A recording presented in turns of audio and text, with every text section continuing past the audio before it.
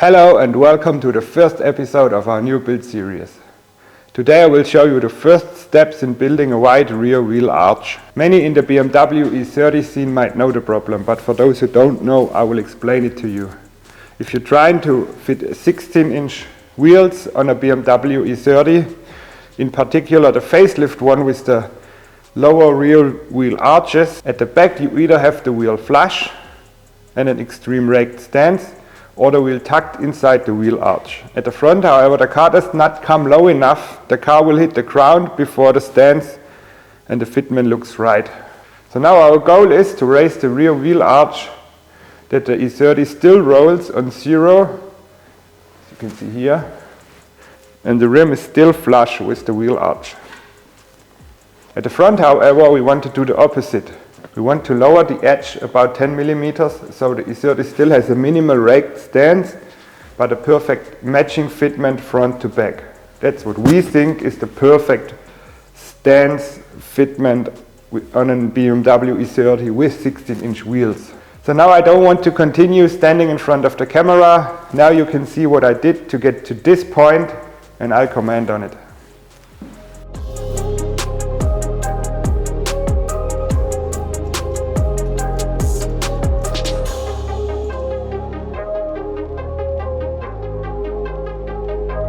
My good friend Ralf, who is also the owner of this beautiful 318 IS, put the car on the lift and then started to mount the set of Gotti wheels in the dimensions 16 by 9 and 16 by 10.5, which we built in a previous episode. As you can see, they are way too wide, especially the rear.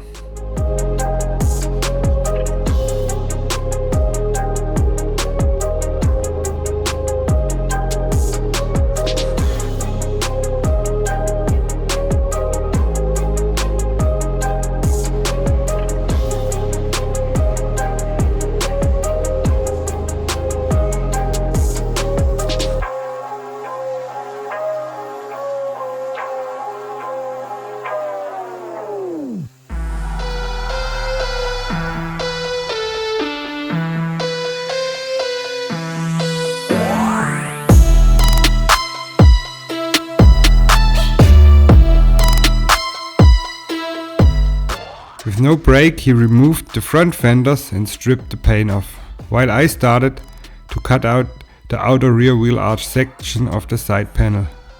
In this step, I cut it as less as needed and then started to hammer the inner panel up.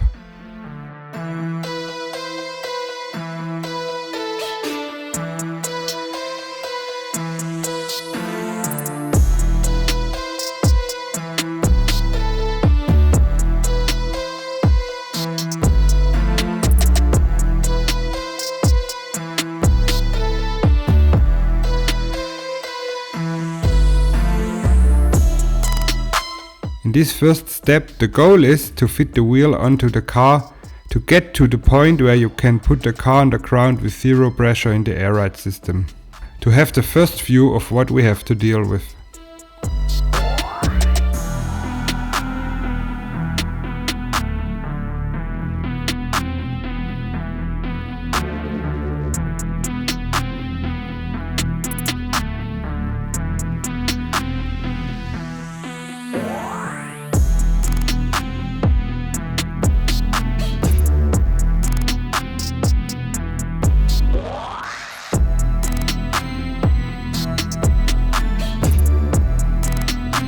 So I do little steps, what means I cut short pieces out of the outer panel and then carefully hammer the inner panel up and use a roller without damaging the outer side panel.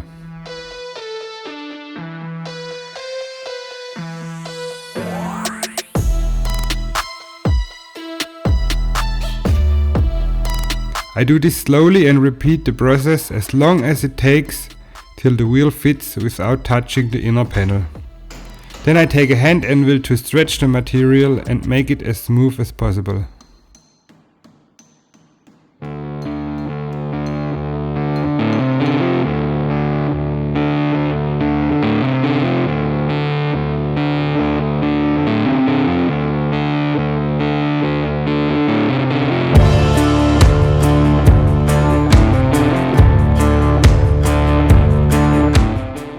experience I can say that this method has worked on all German cars that I've widened so far, like a BMW E36, E38, E28, Mercedes-Benz W124, W140, Volkswagen MK2, MK1, but this did not work out on Japanese cars. I tried it on a Honda Civic and a Nissan S14 so far.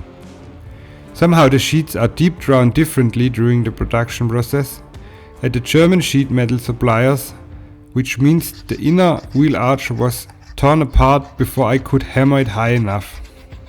The next step is to mark and cut the line where the outer edge of the wheel arch later should be, and then cut off what is too much. Next I cut out a little more of the outer panel to make the little extra free space for the wheel to properly spin.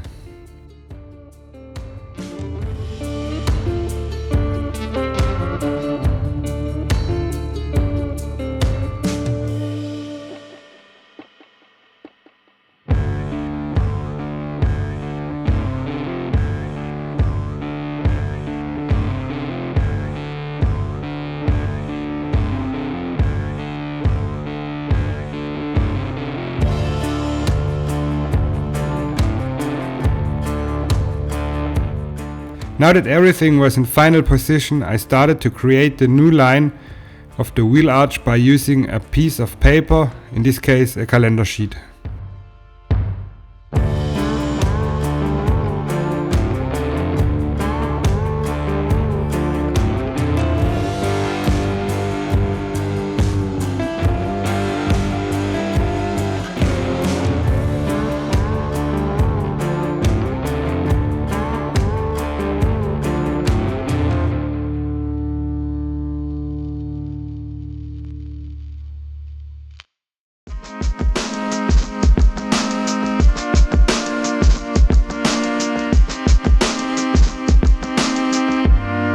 This took me some time, because it is an important step. After I was satisfied with the way it looked, I cut it out not one but two pieces identical, by cutting them out both in one run, to have a symmetrical start on the other side of the car later as well.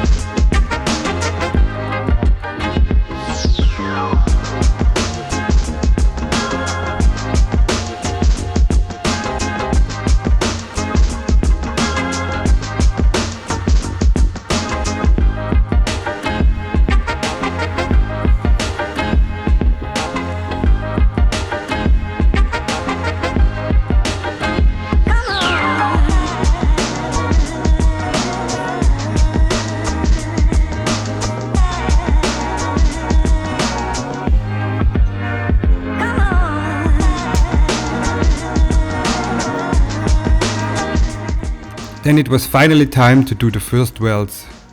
I basically welded in the new inner edge of the wheel arch.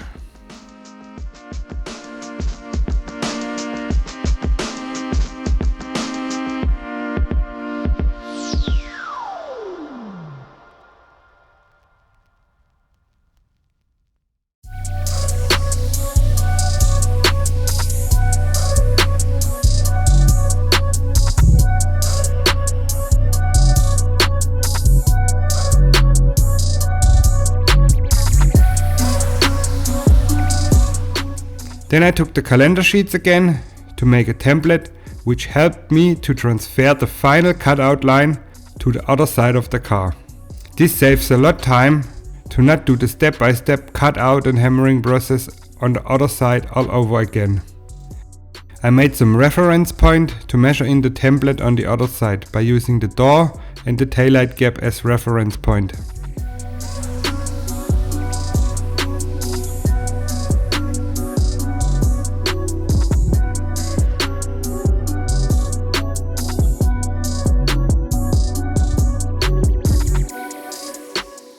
Then went over to the other side to measure it in, fix the template and draw the line. Now you see how much we raised the real arch compared to the existing original wheel arch on the driver's side still existing.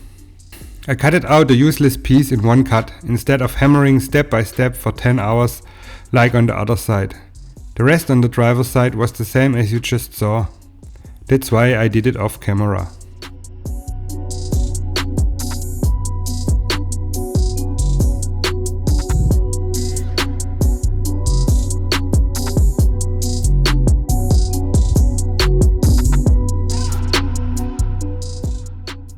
So I hope you liked the video, and I hope my German subscribers aren't too mad at me that I've spoken English now. If you don't want to miss this build series, make sure to subscribe our channel if you haven't already.